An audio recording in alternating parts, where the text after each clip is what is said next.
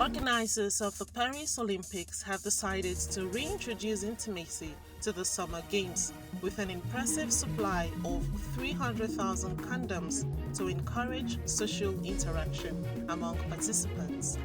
Hi, welcome to What's Happening. These are the top 10 stories.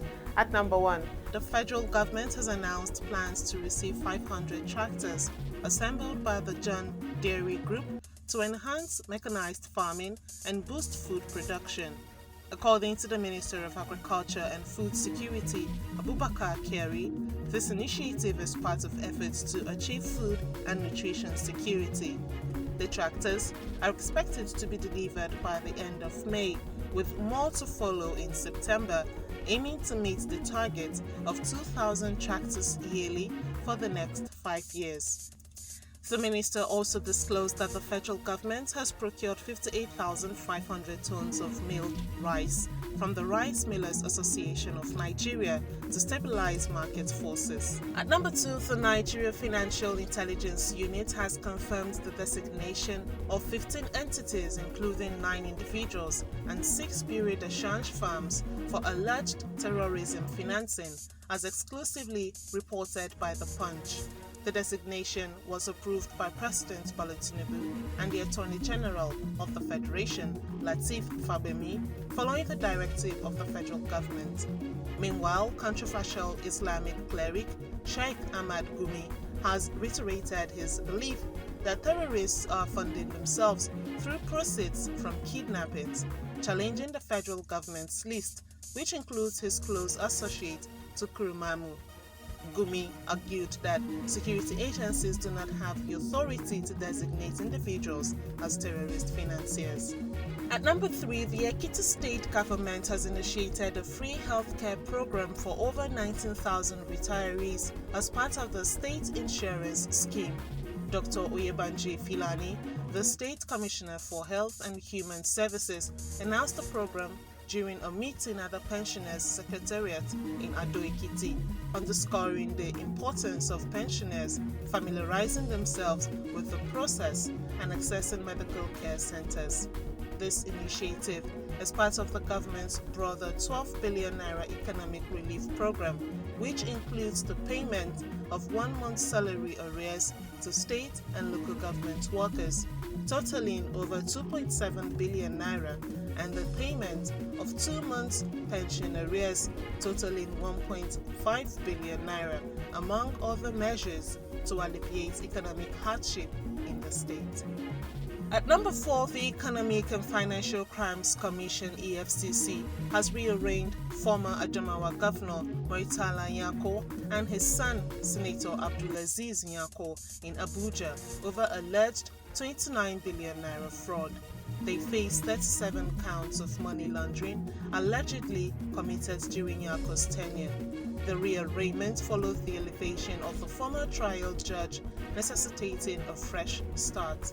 The defendants pleaded not guilty and the judge allowed them to continue on bail. The trial is set to begin afresh on April 10th and 13th, with the prosecution open to exploring amicable settlement options.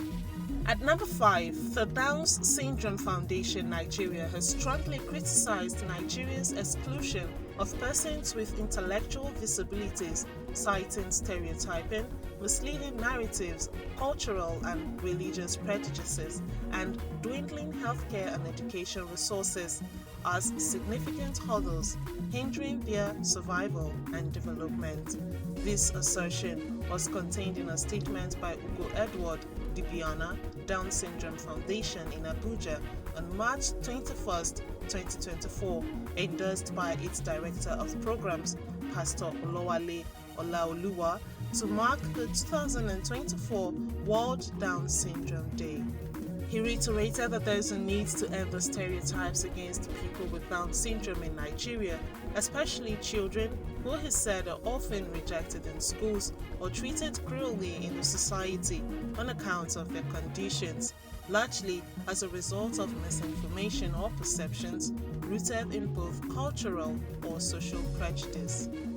At number 6, a former Department of State Services (DSS) Director, Mike Icho has called for the involvement of police and DSS operatives in addressing civilian issues to improve future operations. Icho expressed concerns over the deployment of military personnel, including high-ranking officers, to resolve a land dispute. During an interview on Channels Television's Sunrise Daily Show, Icho argued that it is important to engage both parties in conflict resolution and suggested using neutral locations like local government headquarters for peace initiatives. He questioned the military's exclusive involvement in such operations, suggesting that collaboration with police and DSS could have prevented the tragic killing of 17 soldiers. At number 7, the Academic Staff Union of Universities ASUU, University of Abuja branch, led by chairperson Dr. Sylvanus Ugo, has rejected the recent advertisement for the Vice-Chancellor position, citing violations of relevant laws. The union asserted that the advertisement contravenes the University's Miscellaneous Provision Act of 1993 and subsequent amendments, underscoring that only the Governing Council holds the authority to initiate the process of appointing a new Vice-Chancellor. ASUU condemns the university administration's disregard for due process in appointments and recruitment, urging the Minister of Education to withdraw the illegal advertisement. The union vowed to resist the advertisements within legal bounds, stating the importance of upholding university autonomy and adherence to established laws. At number 8, Nigeria's Adekuoroye has secured the top spot globally in the 57 kg wrestling category with 49 points, as per United World Wrestling's latest rankings. Adekuoroye's exceptional performance at the ongoing African Games in Ghana propelled her to this position, where she clinched gold by defeating Zainab Hassoun of Morocco. President of the Nigeria Wrestling Federation, Daniel Igali, expressed elation at Adekuoroye's achievement, highlighting the significance of this ranking as motivation for Olympic preparation. Igali also outlined Nigeria's recent success at the African Championships and outlined their goals for the upcoming 2024 Oceania and Africa Olympic qualifiers, aiming to secure multiple slots for the Olympics. At number 9, organizers of the Paris Olympics have decided to reintroduce intimacy to the Summer Games, lifting the intimacy ban that was in place during the Tokyo Olympics due to the COVID-19 pandemic.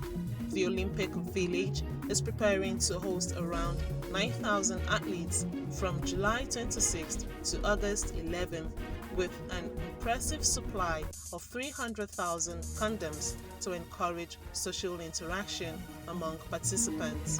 Laurent Michaud, the Olympic Village director, highlighted the importance of creating a convivial atmosphere for the athletes, offering a variety of food options and French specialties to enhance their experience. Finally, at number 10, the Australian government, led by Home Affairs Minister Claire O'Neill, is set to roll out stricter visa regulations aimed at reducing migration, particularly from countries like Nigeria.